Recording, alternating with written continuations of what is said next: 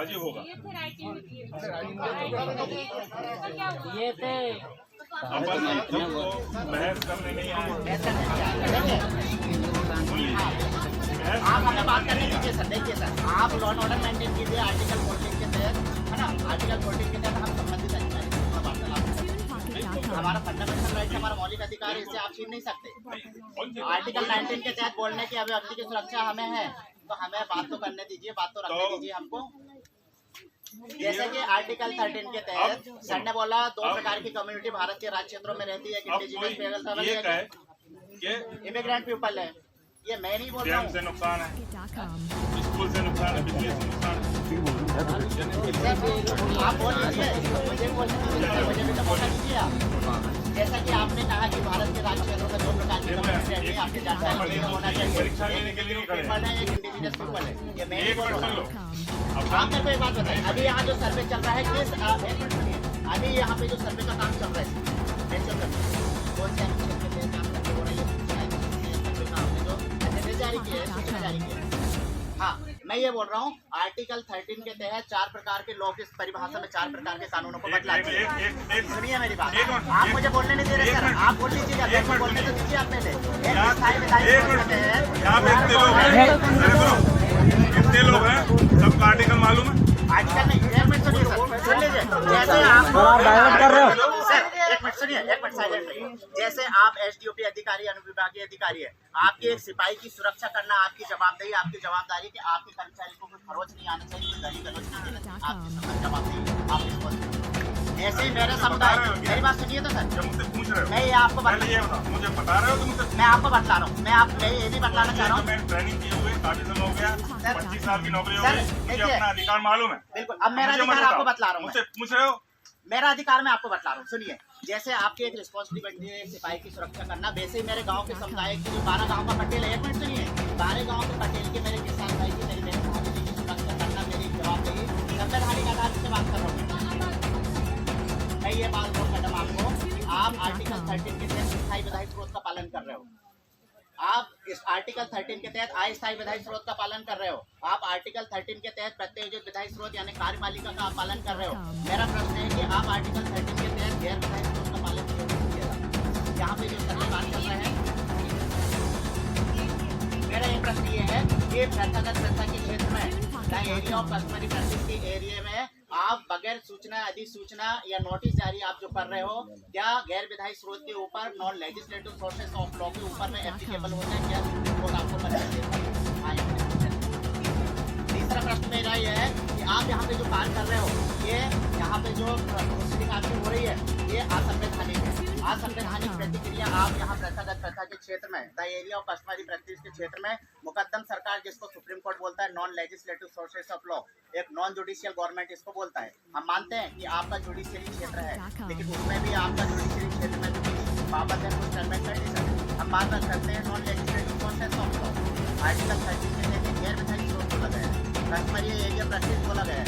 क्या आप उसका अनुपालन कर रहे हो? क्या यहाँ पे जो सूचना, अधिसूचना जारी हुई आर्टिकल 239 के तहत, आप यहाँ पे आर्टिकल 14 का उल्लंघन कर रहे हैं, विधि के समानता, यहाँ पे आप आर्टिकल 12 का या 13 का उल्लंघन कर रहे हो, आप आर्टिकल यहाँ 21 का उल्लंघन कर रहे हो, आप व्यक्तिगत स्वतंत्रता लेने का मैंडेट डिसीजन, आर्टिकल आप यहाँ पे 91A का उल्लंघन कर रहे हो, आर्टिकल आप 21 तारीख सुप्रीम कोर्ट का जजमेंट का जो निर्देश है उसका अनुपालन नहीं कर रहे हैं।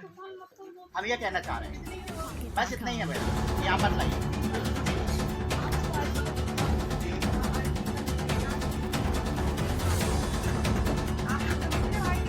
मैं समझा दूंगा, आप मुझे समझा दीजिए, मैं समझा दूंगा, वो मेरी बात से समझेंगे, वो गोंडी बोलेंगे, मैं गोंडी से समझाऊंगा, आप मुझे समझाइए, मैं गोंडी से समझा दूंगा, आप मुझे हिंदी में समझाइए। सही ठीक है, आप सही, हाँ बोलिए मैडम।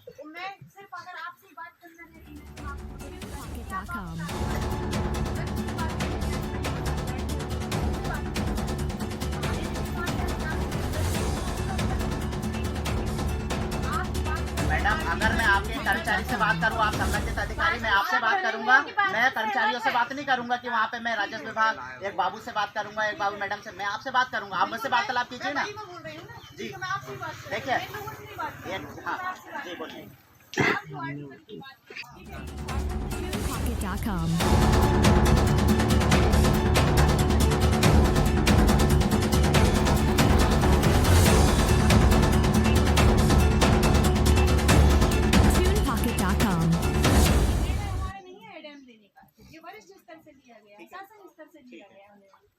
आपको न्यायपालिका ने ये निर्देश नहीं दिया होगा कि आप सर्वे कीजिए, ये आपका कार्यपालिका से संबंधित Pocket.com.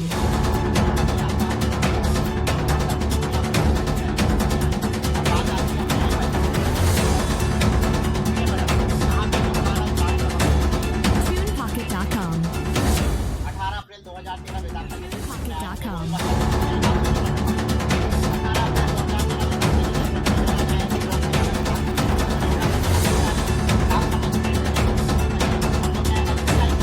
TunePocket.com.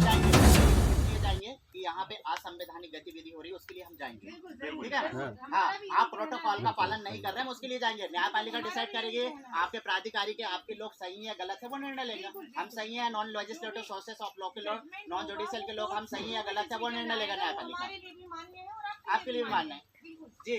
हम ये बात करना चाह रहे थे, हम तो सीधी सी बात कर रहे थे कि क्या गैर विधायी स्रोत का आप पालन करते हो कि नहीं करते हो? जब आप TunePocket.com.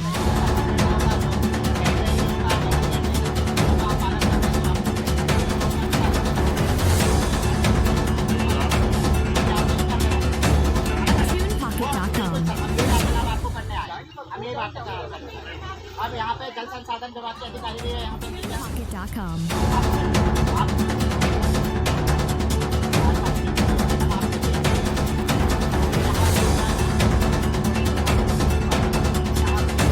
TunePocket.com. सूचना नियम विधि लागू होता है क्या? आपसे प्रश्न। देखिए, बहुत ज़्यादा कानूनी दांव पेच देखना हमारा काम नहीं है। जैसे मैडम ने बोला, यदि किसी को हमारे उसमें यह है कि हम कानून का पालन नहीं कर रहे, तो आप हमारे अगेंस्ट अपील हर कहीं करने के लिए स्वतंत्र हैं। बाकी हमको शासन से निर्देश मिले हैं, प्रशासकीय स्वीकृति समझते हैं, प्रशासकीय स्वीकृति समझते हैं, एडमिनिस्ट्रेटिव अप्रूवल होता है एक, आप बोलिए है बोलिए ना? बोलिए। एक हुआ Pocket.com.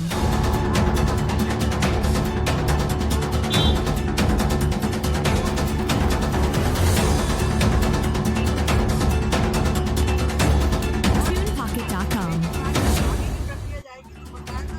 Pocket.com.